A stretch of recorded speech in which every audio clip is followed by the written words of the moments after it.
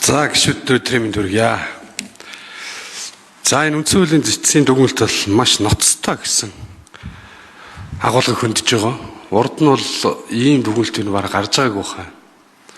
Үндсэн хуулийг ноцтойгоор санаатаагаар зөрчсөн гэж. Би гайхаад байгаа. Энэ Монгол Ардын намынхан 10 жил ирэх барилаа. 2024 оны энэ дэр чинь 5 сарын хуралдаан байлаа. 4-р сарын 5-ны өдрөөр өргөн мэдүүлсэн энэ хуулийн төслийг бүгдээрээ нийлж хагаад байнгын орон дээр санал байхгүй, их хурал дээр санал байхгүй, үндсэн хуулийн дээр 3 хоног, 10 хоног гэд шийдсэн байхад эгийн тухай хуулийг 7 хоног, 10 хоног болгосон. Энэ бол ноцтой зөрчил. Үндсэн хуулийн зэц чинийг гаргаад ирлээ. Тэгэхээр энэ хуулийн төслийг тухайн хэн өргөн барьсан юм бэ? Хэн өргөн мэдүүлсэн? Энэ процессуудаар хэн ингэж дамжуулаад дэмжиж явсан? Энэ нөхдүүд их хурлын гишүүний тангараг өргөхдөө үндсэн хуулиа дээдлэн гэсэн байдаг. Энийгээ тухайн үед санаж ирсэн юм уу, санахгүй юм. Одоо бүгд ярьдаг. Үндсэн хуулиндаа захирагдана гэдэг.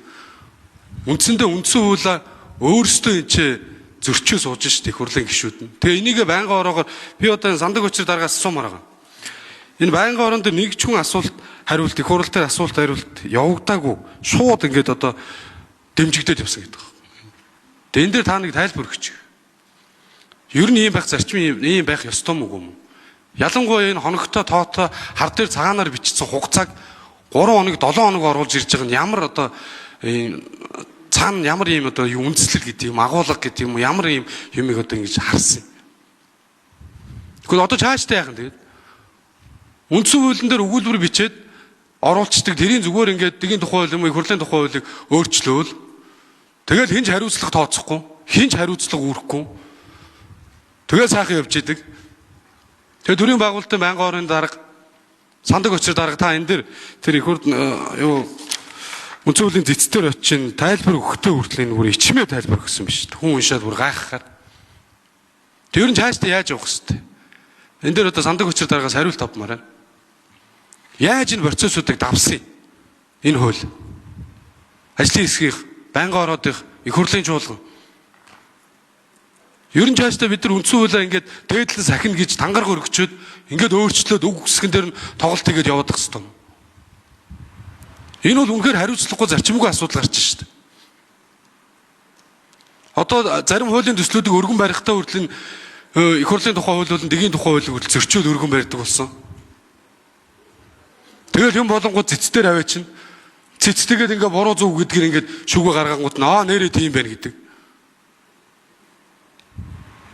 Бид нар алдаа гаргачаад уулын чинь байнгын оруудууд, мэрэгжлийн байнгын оруудууд байгаад ажлын хэсэг гаргаад байгаа чинь битгий алдаа гаргаач. Үндсэн хуулиндаа захирагдаач. Тухайн нийгэм эдийн засгтаа нэм дэмэр бол хуулийн төсөл боловсруулаач. Гэж л наан баахан судалгаа хийж ингэж хуулийн төслөө оруулж ирдэг үсттэй. Тэгэхэд бүр үндсэн хуулийн дээр 3 хоног гэж заасан байгаа юмыг их хурлын дэгийн тухай хуулийг оруулж ирэхдээ 7 хоног болгож оруулж ирсэн. Тэгээ энэ дээр бол ямар нэгэн байдлаар их хурал дээр дахиад нэг юм одоо танилцуулах бол шаардлагатай гэж би зөвхөн хувь гишүүний хувьд үзэж байгаа. Мэдээ цэцгийн дүгнэлтээр дэмжиж байгаа. Цэц үндсэн хууль бол хамгаалж байна. Ер нь гишүүд ийм байгаад байх хэвээр юм. Тэн дээр сандаг учир гишүүнээс нэг тайлбар авчи. Ер нь яах юм? Таны энэ цэцэд өгсөн тайлбар дээр ч юм бол бүр ийм үнэхээр инээдтэй нэг идэв өгүүлбэр л байлаа шүү дээ. Цаашдаа ингэж явах юм уу? Тэгвэл үндсэн хуулиа бид нар сахина гэсэн тангаргаасаа бүгд нэцэж шин. Их хурлын гишүүд тухайн үеийн 2020 За, цэнтийн сандаг учир гишүүн хариулъя.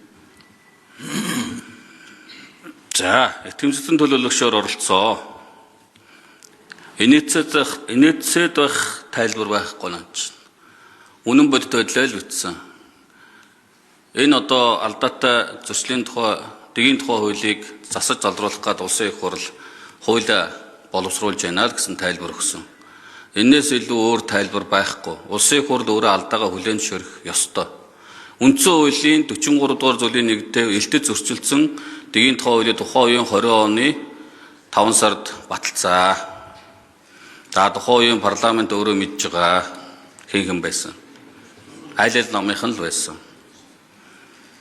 Энэ дээр итгэмжлэлтэн төлөөлөгчөөр оролцсон үнэн парламент итгэмжлэлтэн төлөөлөгчөөр оролцож байгаа гишүүн парламентаа баталсан хуулийг хэдийгээр байр суурь өөр байгаа ч гэсэн парламентынхаа байр суурийг хамгаалж оролцох үүрэгтэй.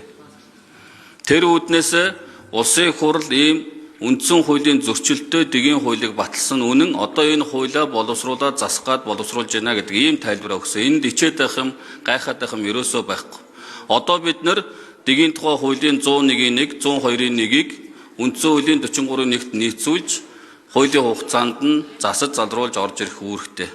Таны асуугаад байгаа байнгын ороо, 2 байнгын ороон дээр нэг ч гишүүн асуугаагүй гэдэг байгаа чинь гишүүд өөрсдөө асуудлаа мэдээд ойлгоод энэ ойлгомжтой юм дээр юу ч асуух шаардлагагүй юм байна гэдэг үднэс мэргэжлийн байнгын ороо хууль зүйн төрийн байгууллага дээр нэг ч гишүүн асуултаа асуухгүй байгаа.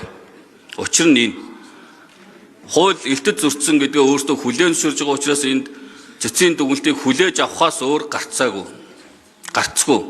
Тийм учраас энд гайхаад байх юм байхгүй.